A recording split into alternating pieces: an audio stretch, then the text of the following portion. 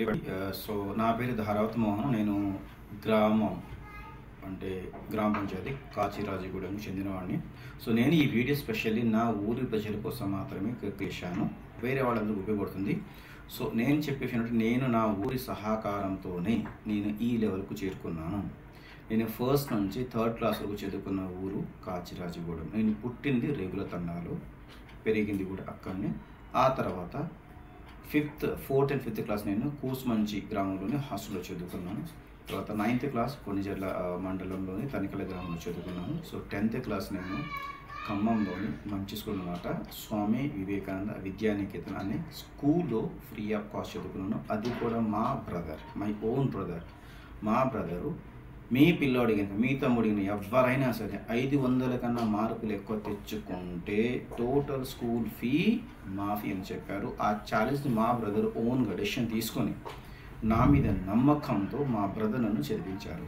So అతని భిక్షం వల్ల నేను ఈరోజు ఈ లెవెల్లో ఉన్నాను. My brother name Dharavath Ramarao. Is very intelligent person, intellectual also.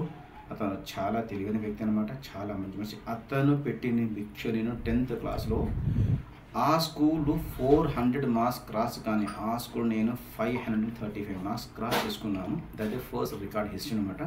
నేను మండలం టాప్ ర్యాంకర్ కూడా.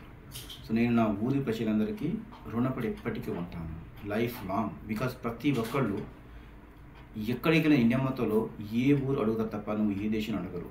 ఇండియా బయట వెళ్తే ఏ దేశం ఉంటారు, కానీ ఊళ్ళో ఉన్నప్పుడు ఇన్ ఇండియా మన సిటీలో ఉన్నప్పుడు మాత్రం ఏ ఊరు అంటారు, ఏ జిల్లా అంటారు, ఏ మండలం అంటారు, ఏ రాష్ట్రం అంటారు. సో నేను నా ఊరి ప్రజలకు చేసే విజ్ఞప్తి ఏంటంటే, జస్ట్ మనం తలుచుకుంటే ఏదన్నా సాధించవచ్చు, ఏదన్నా సాధించవచ్చు. సో నేను ఒక 2 యూట్యూబ్ ఛానల్ సజెషన్. ఒకటి జాబ్స్ వైరల్ అబు 786 అని, ఇది ఓన్లీ జాబ్స్ పర్పస్ ఉంటుంది. అది కాకుండా ఇందులో మనకు స్పోకెన్ ఇంగ్లీష్ ట్రైనింగ్ కూడా యాడ్ అయి ఉంటుంది అనమాట. ఎలా జాబ్ కొట్టాలి, జాబ్ అంటే ఏంటి, అసలు జాబ్కు నేను వాల్యూ ఏంటి, జాబ్కు ఎలా క్వాలిఫికేషన్ చేయాలి, జాబ్ కోసం ఎలా అప్లై చేసుకోవాలి, జాబ్ అంటే జాబ్లో వెళ్ళిన తర్వాత ఎట్లుంటుంది లైఫ్, ఒక జాబ్లోకి వెళ్ళిన తర్వాత అక్కడ ఉండే ఒడిదుడుకులు ఏంటి, తర్వాత ఒక లెవెల్కు రీచ్ అయిన తర్వాత కంపెనీ నుంచి వచ్చే ప్రెషర్ మనం ఎలా తట్టుకోవాలి. సో ఇవన్నీ ఇందులో యాడ్ అయి ఉంటుంది. సెకండ్ థింగ్, అసలు జాబ్ చేసుకోవడానికి మనకి ఎలాంటి స్కిల్స్ ఉండాలి. ఒక 10th పాస్ అయితే జాబ్ వస్తుంది, శాలరీ 10,000 ఉంటుంది. ఇంటర్ పాస్ అయితే జాబ్ వస్తుంది, 12,000 ఉంటుంది. డిగ్రీ పాస్ జాబ్ వస్తుంది, 15,000 ఉంటుంది. పీజీ అయిపోతే 16,000, 20,000. సో అంతకన్నా ముందుకెళ్తే 20,000, 30,000, 40,000, లక్ష దాకా వస్తుంది. అదే డిగ్రీ చదివిన వాళ్ళకి డిఫరెన్స్ ఉంటుంది. ఒక వ్యక్తి అదే డిగ్రీ బీటీచాడు, ఇంకో వ్యక్తి కూడా బీటీచాడు. ఒకడికేమో జాబ్ సంవత్సరానికి 3 కోట్లు వస్తుంది, సంవత్సరానికి 1 కోటి రూపాయలు వస్తుంది. 1 కోటి రూపాయలు, 3 కోట్లు, తర్వాత 2 కోట్లు, 50 లక్షలు, 70 లక్షలు, 30 లక్షలు, 40 లక్షలు, 10 లక్షలు, 12 లక్షలు, 6 లక్షలు, 7 లక్షలు, 3 లక్షలు. ఈ జీతాలలో వ్యత్యాసం ఎందుకు వస్తుంది? దీని వెనక కారణం ఏమిటి? దీని వెనక కారణం ఒకటే కారణము, మనకు మనము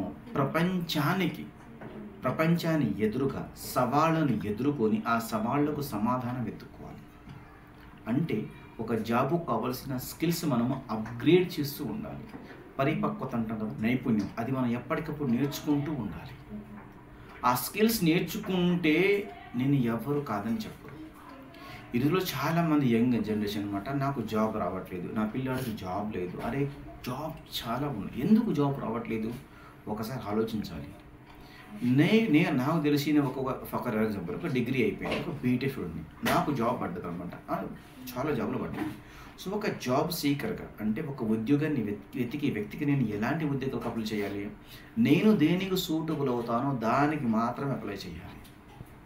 తర్వాత అతను ఎలాంటి క్వాలిఫికేషన్ అడిగాడు, ఎలాంటి స్కిల్స్ అడిగాడో, ఎలాంటి టాలెంట్ అతను అడిగాడో, ఎలాంటి విషయాలు నా దగ్గర ఉండాలి, అవన్నీ నేను దానికి మ్యాచ్ అవుతానా లేదా అని కూడా చెక్ చేసుకోవాలి.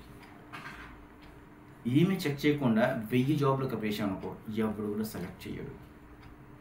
ఎందుకంటే ఒకే కంపెనీలో 100 పోస్టులు ఉంటాయి, 100 పోస్టులు ఉంటాయి.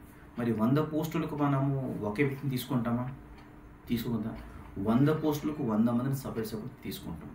సో ఆ ఫిల్టర్లో నేను హెచ్ఆర్ డిపార్ట్మెంట్లో 14 years పనిచేశాను. 14 సంవత్సరాలుగా హెచ్ఆర్గా సీనియర్ హెచ్ఆర్ కూడా పనిచేశాను. సో నాకు నా నోతో మన ఊరి ప్రజలకు చెప్తున్నమాట. సో మీ పిల్లలకు జాబ్ రావట్లేదన్న బెంగ పక్కన పెట్టేసి వీటిని ఎలా తయారవ్వాలి అనే విషయాన్ని క్షుణ్ణంగా మనం పరిశీలించాలి. సో 100 జాబులకు 100 పోస్టులు ఉంటాయన్నమాట. వాటి క్వాలిఫికేషన్ వేరే ఉంటుంది, స్కిల్స్ కూడా వేరే ఉంటుంది. ఇప్పుడు ఐటీ ఇంజనీర్లో కూడా నీకు 26 డిపార్ట్మెంట్స్ ఉంటాయి. మనకు నెట్వర్క్ ఇంజనీర్ కావచ్చు, మనకు వెబ్ డిజైనింగ్ కావచ్చు, మనకు పేపర్ డిజైనింగ్ కావచ్చు, మనకు అందులో చాలా ఉంటారు, వీడియో ఎడిటింగ్ చాలా డిఫరెంట్ ఉంటాయి, ఎలక్ట్రికల్ కావచ్చు, చాలా ఒకటి డిపార్ట్మెంట్. సో మనము దేనికి మ్యాచ్ అవుతామో అది మనకు అవగాహన ఉండాలి. 100 జాబ్లు ఒకే అప్లికేషన్ పోయిందనుకో, 100 రోజులు మనం షేర్ చేసాం, ఓకే మనం బయట మనం పంపించాము, వాళ్ళు సెలెక్ట్ చేసుకోరు.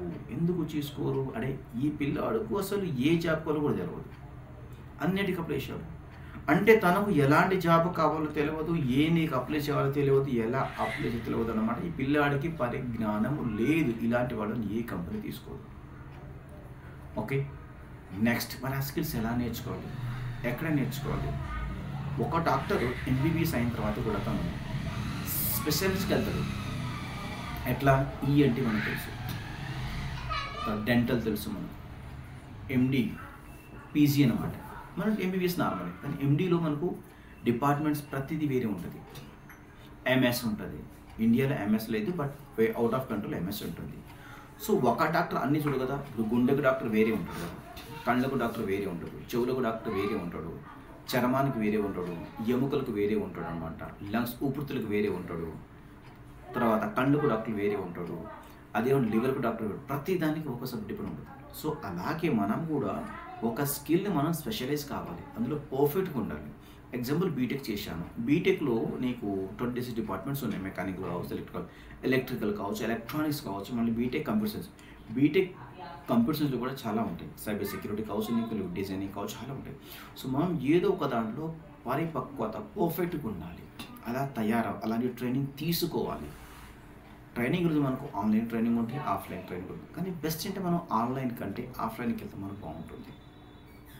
ఓకే, ఆ స్కిల్స్ను నేర్చుకున్న తర్వాత మనకు స్కిల్కు మనము తగ్గించుకొని మనం అప్లై చేయాలి. ఓకే, అప్లై చేసాము, అప్లై చేయకముందు